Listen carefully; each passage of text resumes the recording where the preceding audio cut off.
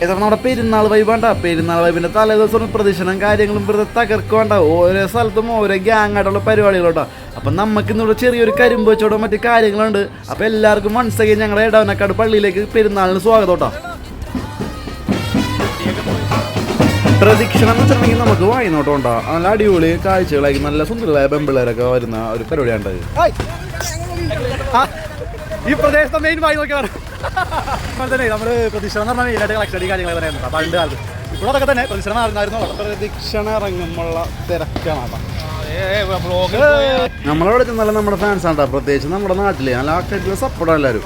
അപ്പോൾ നമുക്ക് കഴിഞ്ഞ വർഷത്തെ പോലെ ഈ പ്രാവശ്യം ചെറിയൊരു കരിമ്പിൻ്റെ പരിപാടി ഉണ്ടാവും.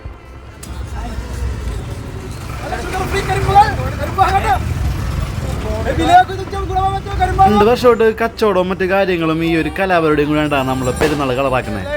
നിവാസികൾക്ക് ഞങ്ങളുടെ പെരുന്നാൾ ആശംസകൾ ഗൈസ്.